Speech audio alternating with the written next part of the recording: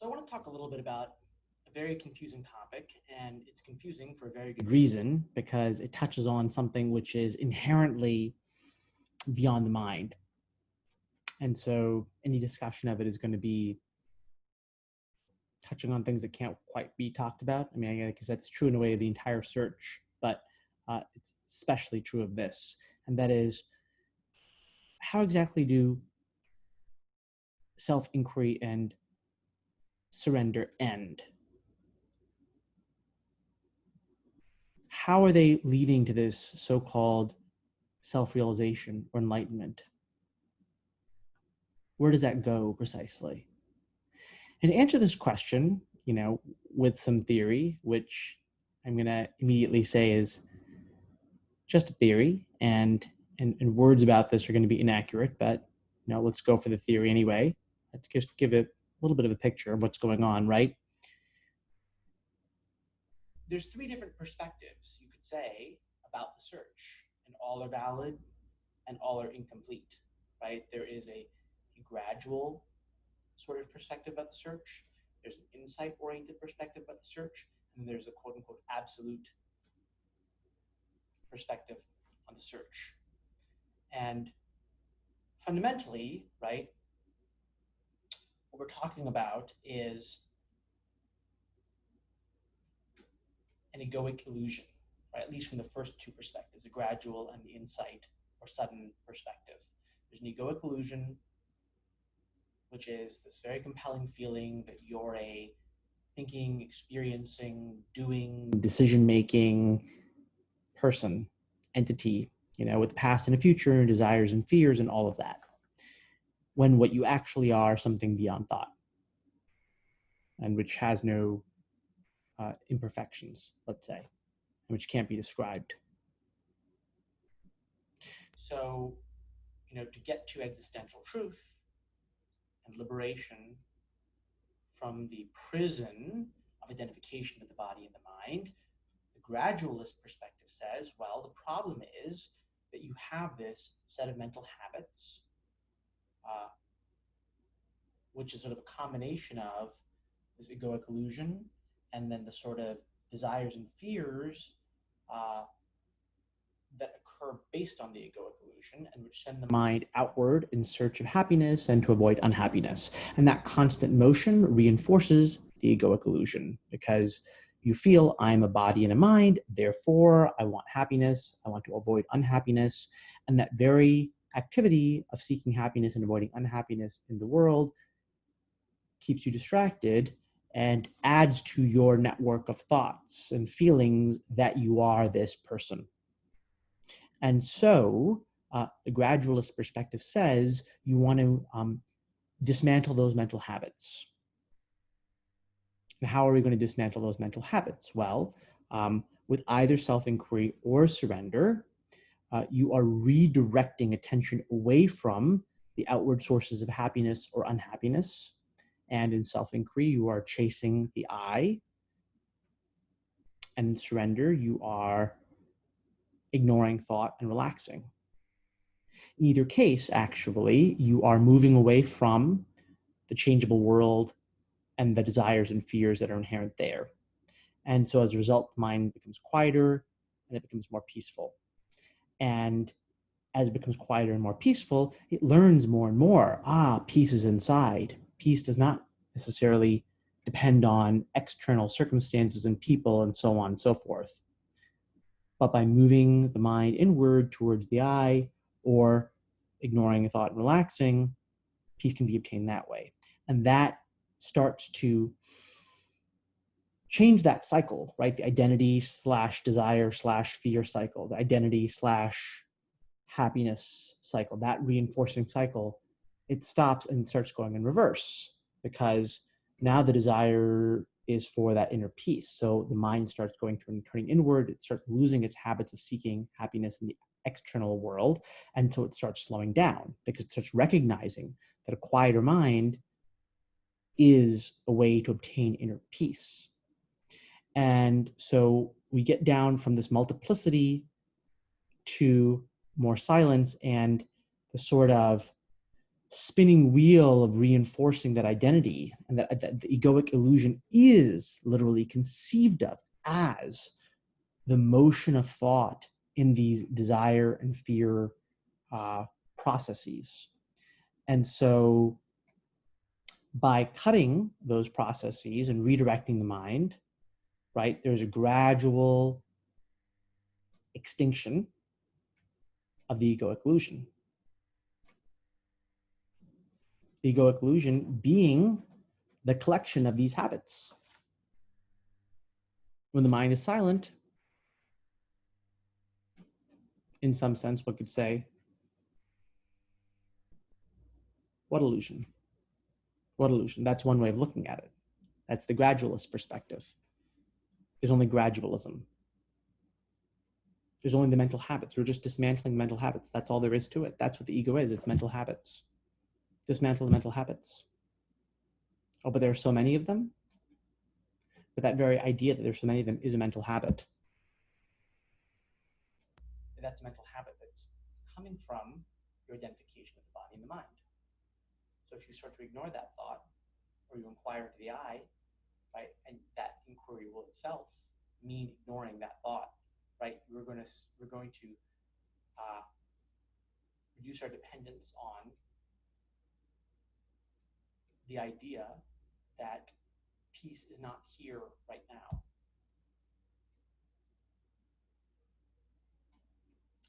Then there's the insight perspective, right? These perspectives are not disconnected. I'm explaining them as if they were different, but they're not different really, as I'll explain in the end, right? So insight perspective is knowledge. Knowledge is what destroys ignorance, right? The egoic illusion is conceived as ignorance of your true nature, and knowledge destroys it. Now, what is the nature of that knowledge? The nature of that knowledge is to turn the attention towards that facet of experience which is undoubtedly unchanging. If you can notice that,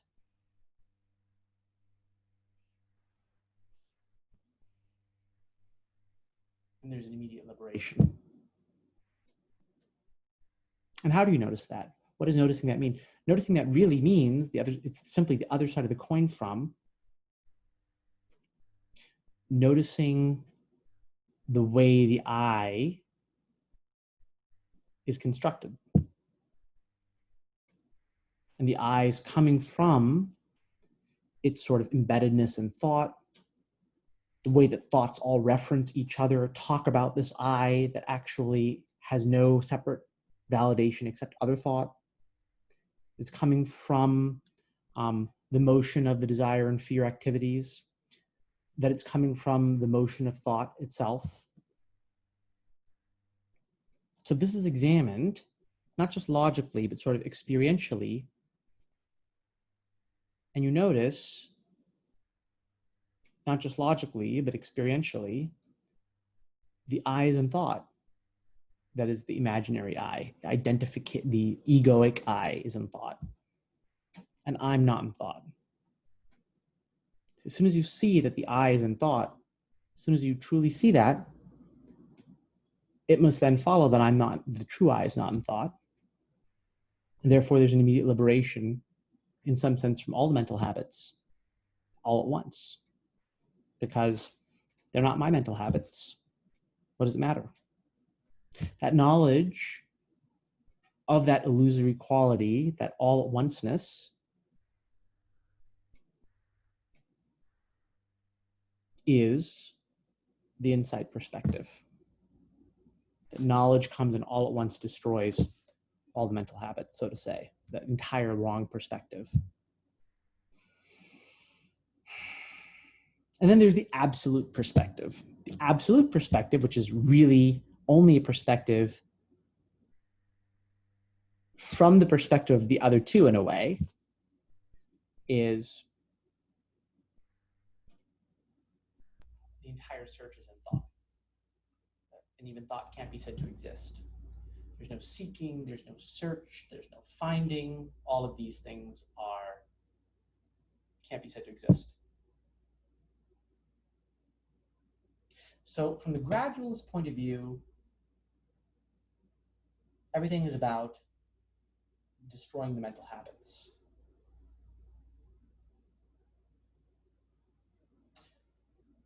When you destroy the mental habits that link,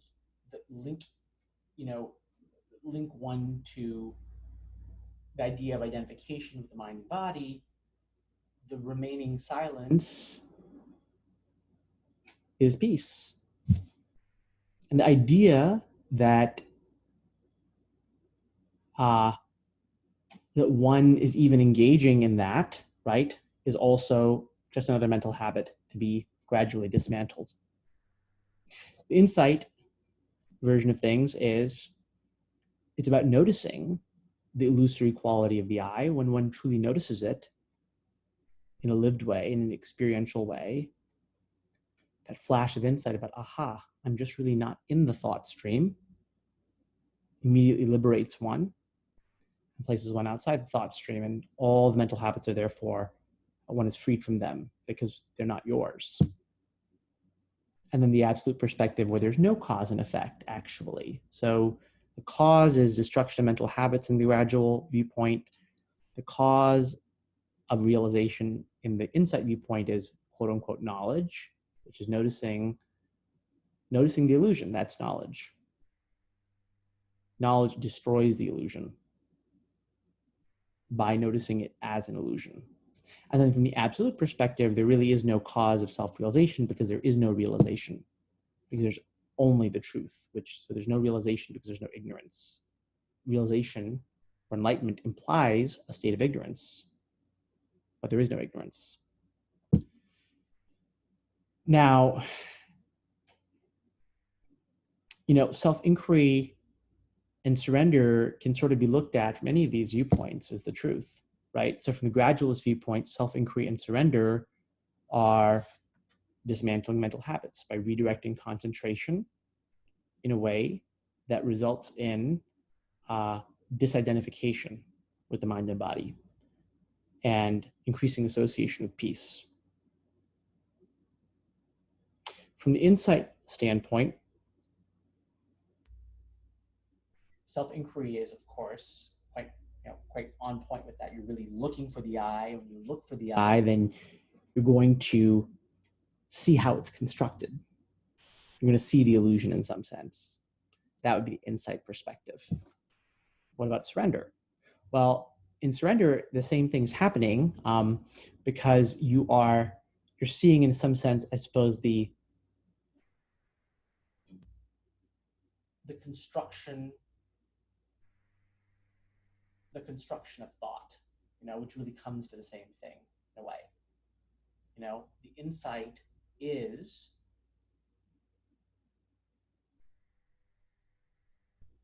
that even the very act of surrender is also a thought.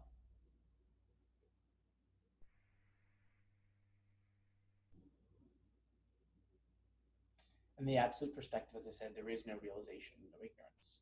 And the real reality is, right, these perspectives connect, right? They aren't isolated, actually, right? Because the illusion of the ego is sustained by mental habits. So when you're looking for insight, what is insight actually? Insight is the insight into the illusory nature of thought and the I. And so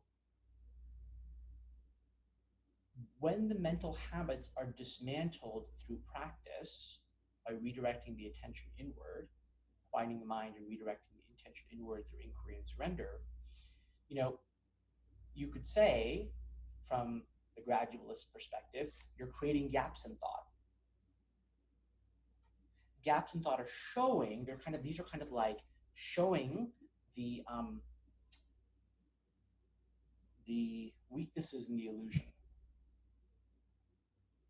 The illusion only works when it seems like there are no gaps, right? It's a seamless continuity. But actually, it's not a seamless continuity. So if you can quiet the mind, there'll start to be seemingly these gaps between thoughts, right? The gaps are, you could argue in the sense that it's true that they are themselves kinds of thoughts, but they're a very special kind of thought that's quite different from the other thoughts. They don't really kind of combine with them in the usual way. So those gaps between thoughts are the thoughts, you might say, are the thoughts that show the weaknesses in the regular thought structure.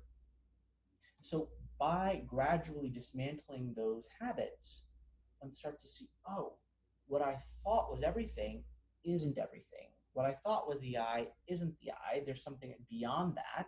Those are the gaps, right? And that something beyond that, which isn't experienced in the usual thinking way. Not in the usual thinking way. One could argue that's insight. That is insight.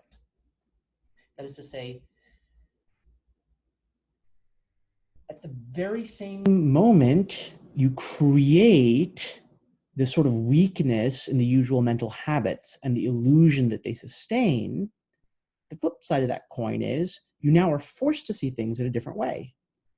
What is that different way? That different way is insight. That different way is insight. And what is the insight of, really? Insight is of the fact that the I that you thought existed doesn't exist in the way that you think it does. The thought stream and the world that you think existed don't exist in the way that you thought they do. And that therefore, there is no seeker, no search, no finding, because all of those things are in the thought, in the scheme of thought that you believe to be true but actually isn't. And that leads you to the third or absolute perspective. So the gradualism leads to this insight, and the insight is of the absolute perspective, where in a way the first two perspectives are non-existent, because if there's no I, there's no world, then there's no seeking, there's no gradualism, there's no insight, all that's just out the door.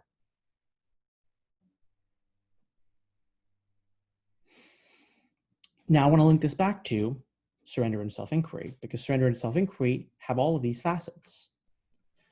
Surrender and self-inquiry have a gradualist aspect where they break the links of thought by, returning you essentially to a kind of inner peace. And that further reduces your dependence on the outside world for happiness and to avoid unhappiness. But they also point to something beyond that process. That's the insight, right? So self-inquiry is sort of looking seemingly very directly at that insight, right? By questioning the I, and by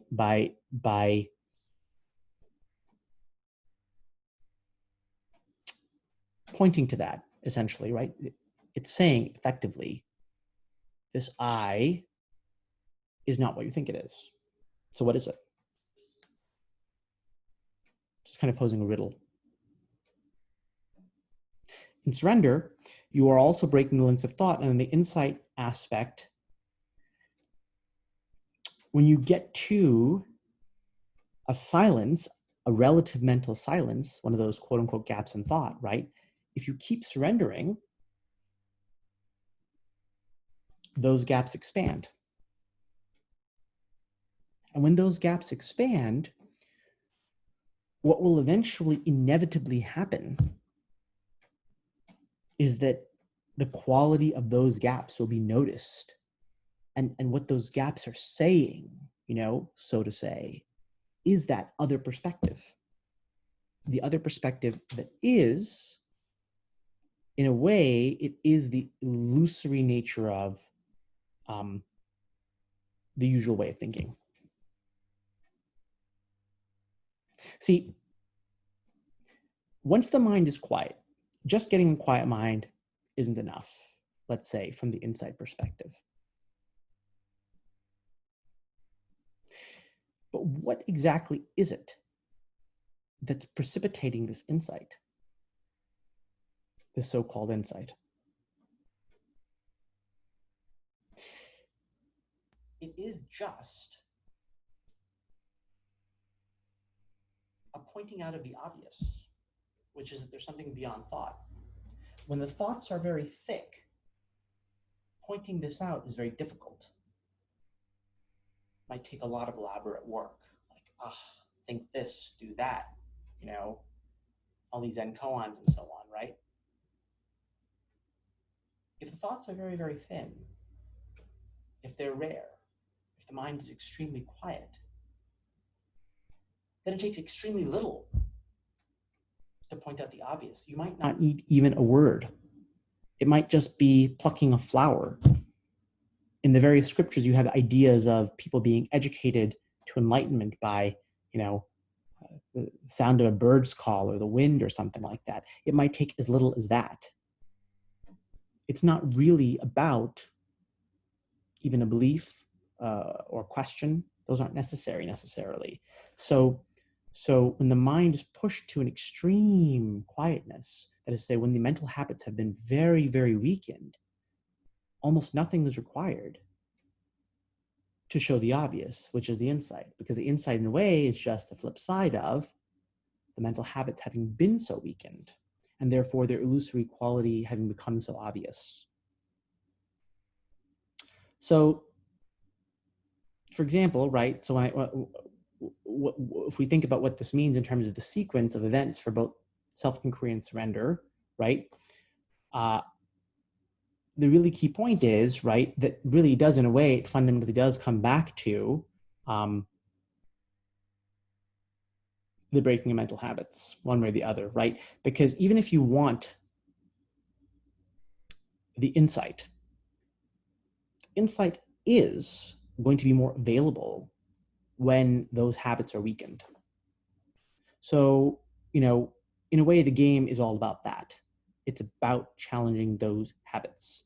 What are those habits? Those habits of believing that I am making decisions, I'm doing things, I'm going to suffer the positive, negative consequences of my actions, my loved ones will suffer them, I have certain duties that I have to do, if I don't do the duties, bad things will happen, etc., all that stuff, right? And so we have to challenge those over and over again.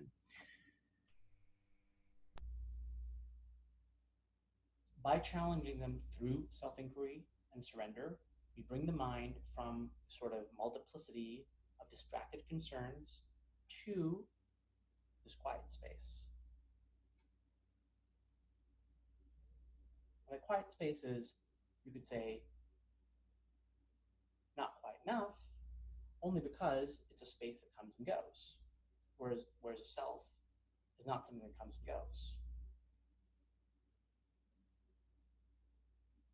But what's to be done then? At that quiet space, many things could be done. One could, for example, if one was using surrender, one could surrender into that quiet space and then ask, who is the surrenderer? That would be introducing a sort of self-inquiry element at the end of surrender. But what is that? What's that really asking? Who is a surrenderer? What's that doing? It's really simply trying to point out the obvious, right? Which is, once you've gotten to that place of silence, once mental habits have been weakened, look and see, what is this thing called the I? But that's not absolutely required, right? There's other ways of doing it, right? One could go from surrender, let's say, to silence, and then simply pray or long for the completion of that.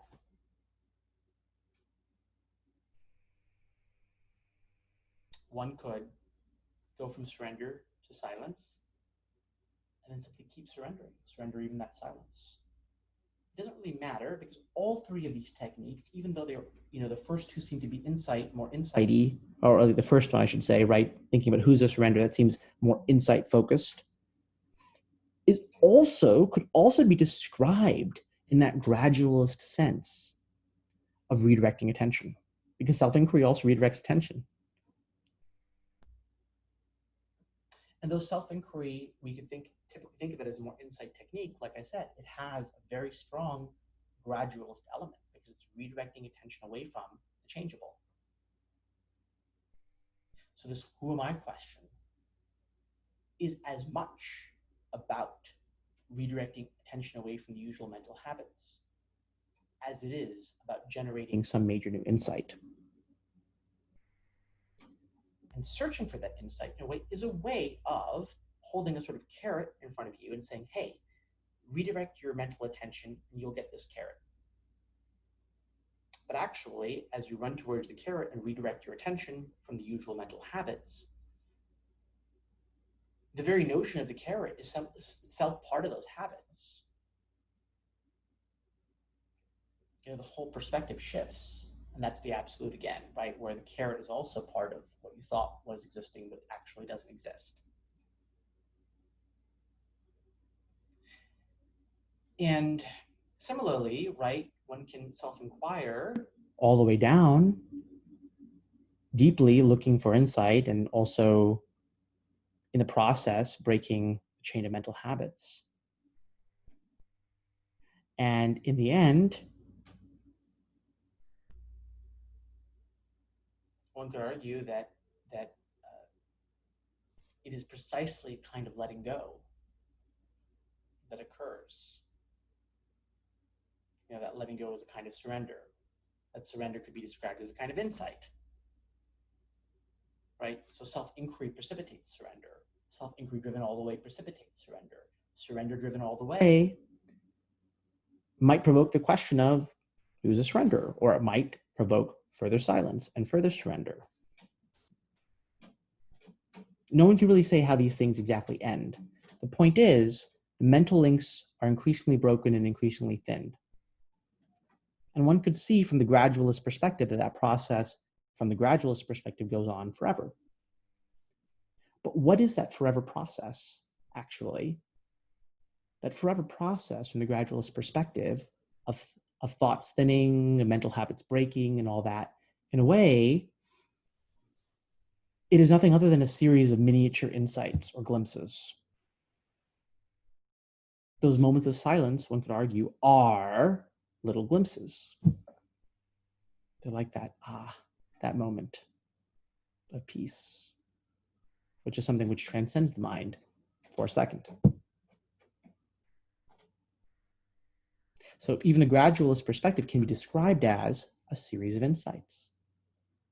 The insight perspective can be described as the gradual thinning of mental habits. These are really one and the same. They're being described from slightly different angles, that's all. And then the actual insight is, or the actual silence of the mind is, nothing other than the absolute. In the absolute, there is none of these things.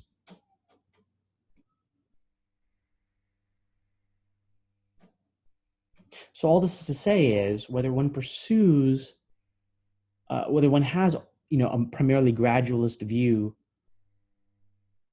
or a primarily insight-oriented view, right? I mean, insight-oriented desire, right? Desire for insight, right? The real game is, one way or the other, is disrupting those mental habits. And one could then view that as something which, that disruption is the insight. And just becomes clearer and clearer as more and more is disrupted.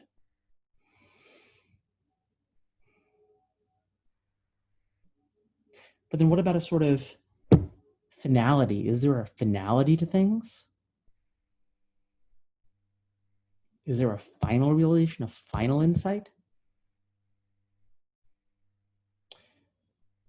Finality can only happen from the perspective of the insight, which is to say, from the perspective where the usual mental habits don't exist. From that insight perspective, there are no mental habits in a way. How could one be subject to to an ignorance which never existed in some sense, right? That's like the insight, right? The insight is, it's not that I escaped, it's that I never was imprisoned. So when that insight is being activated, there's no possibility of any insight being non-final. The non-finality of insights is only from mental habits reasserting themselves.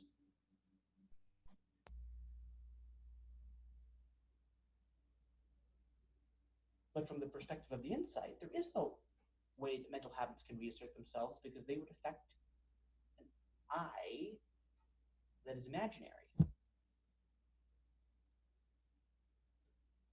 So in a sense, all insights are final, right? It's only from the gradualist perspective that one can fall back. But from the gradualist perspective, the very idea of falling back is itself an idea to be gotten rid of. It's a false idea. From the insight perspective, one is perpetually liberated from the mental habits that aren't yours. So insights have to be final. So when we look into this question of the finality of enlightenment,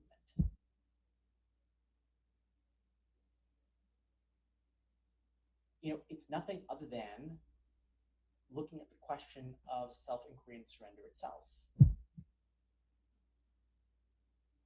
Because what would it mean for a process that doesn't have a beginning to have an end, so to say? A process that never started to have an end.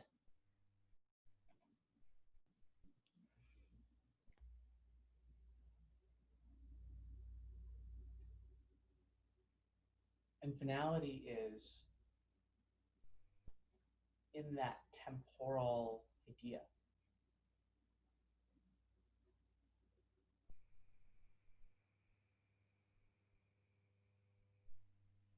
From gradualist perspective, that temporal idea is a mental habit. Get rid of it. From the insight perspective, it's realizing that ignorance and the egoic illusion never was.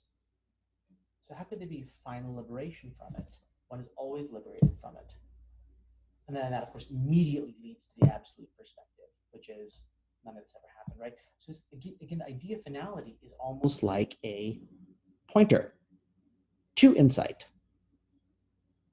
Who is it that could possibly have this final insight?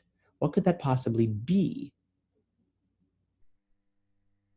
The recognition of the incoherence of that idea, right? It could not possibly be what you think it is. That recognition, which can be described from the gradualist perspective as the thinning of mental habits, which could be described from the insight perspective as knowledge destroying this egoic illusion, but really there's exactly the same thing.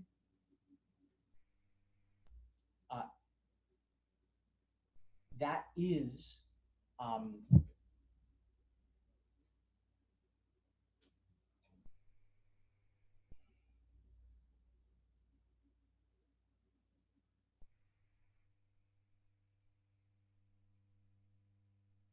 leading the mind